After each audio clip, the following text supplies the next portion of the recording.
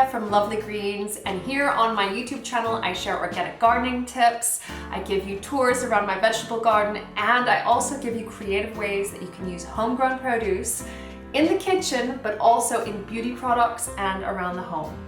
I can't believe that that time of the year has rolled around again, but it is the start of the seed sowing year. And some of the very first seeds that I sow each year are tomato seeds. And tomatoes here on the Isle of Man are a crop that I have to grow in the greenhouse, but I'm going to give you tips on how to get them sown by seed for planting outdoors as well.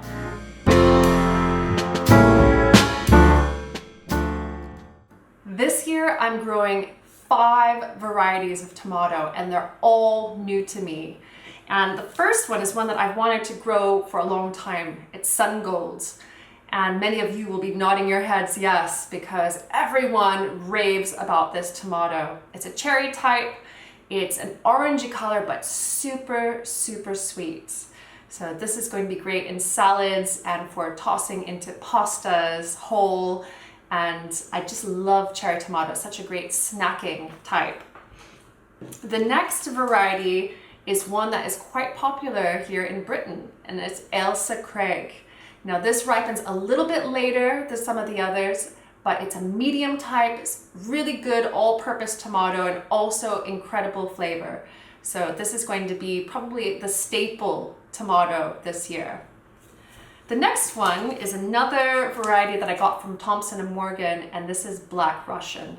And this is a big, beefy heirloom type, and it's quite dark on the outside, chocolate skinned, but on the inside it's crimson.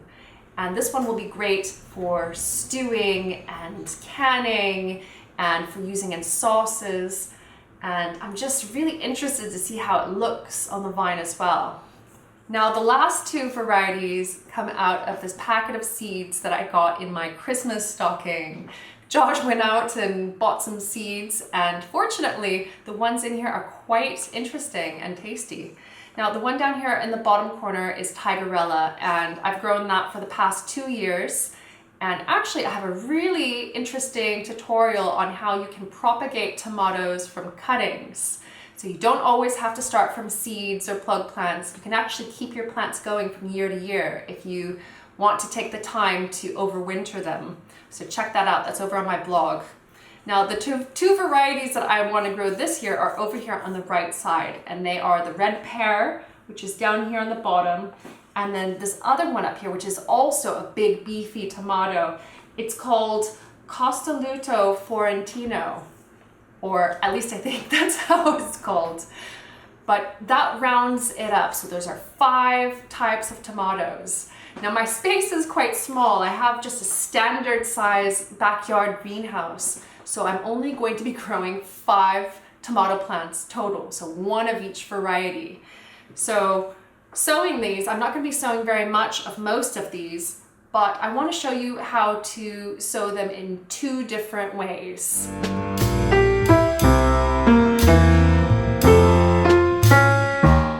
Now, before we start sowing seeds and charging forward with what we're going to do today, we need to talk about frost dates.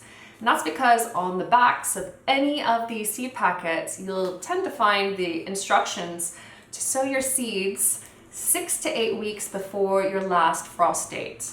And that's a bit misleading because each of us actually has 2 last frost dates.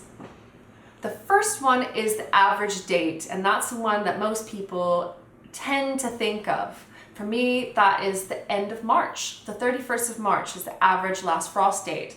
And in an average year, I can expect to see no more frost or snow after that day.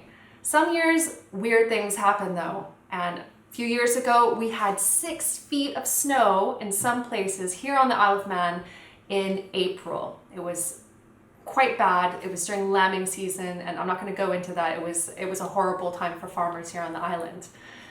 But it does happen. That tells me it does happen. So unofficially, in my mind, and I think many people's minds here on the Isle of Man, the safe date for frost and snow is the 1st of May. So there is a good month in between That's quite a long period, especially in the spring, to know whether or not it's going to be safe to put your plants outside. Because my plants are going in the greenhouse, I'm going to use the average frost date to sow these tomato seeds by. So that's 6 to 8 weeks before the end of March for me. Now, if you are someplace, say in the United States or someplace that's a bit warmer in Europe, you'll be sowing seeds for plants that you're going to be planting outside. You're going to have long rows of tomatoes that I'm going to be immensely jealous of. But you need to think about your last frost date, because if you plant your little tender plants outside before then, there's a chance they can be wiped out by frost. In the greenhouse, if there is a frost or something happens during April, the greenhouse will actually protect the plants from it, so it's not as much of a worry.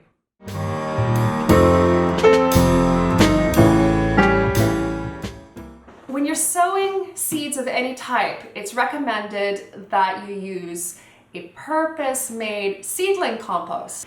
And the good thing about that seedling compost is that it is sterile, and that means that there's no pathogens in it that can affect your seedlings. So it's not recommended that you use garden compost or compost that has been sitting around outside for a while, at least when you're sowing these tender little seedlings. Earlier, I mentioned that there are 2 ways that you can sow your seeds. And the first one is sowing them in trays like this, and you'll be broadcasting the seed and then picking the seedlings out and potting them on later on. And then there's also just growing them direct into 3-inch pots like this. And in these pots, they'll be staying a lot longer than if you have them in the trays. And this will affect your potting compost. So the seedling compost, that is going to be very low in nutrients because it's made really just to get the seeds started. And the seeds themselves have a lot of energy already loaded into their seeds themselves.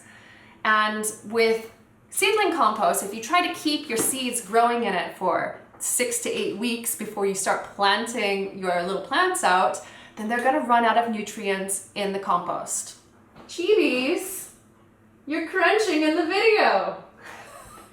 Can you see her down there? If you hear any crunching, you know what it is. I'm only going to be growing 1 actual eventual plant out of each variety. So for most of these, I'm just going to scatter a few seeds into these pots and then grow them on. And only one of them will make it in the end. So with these, the plants are gonna stay in here for quite a long time. So they will need compost that has a bit more nutrients in it, or you have to be more diligent with fertilizing. So instead of going with traditional compost, seedling compost, I'm going to make my own.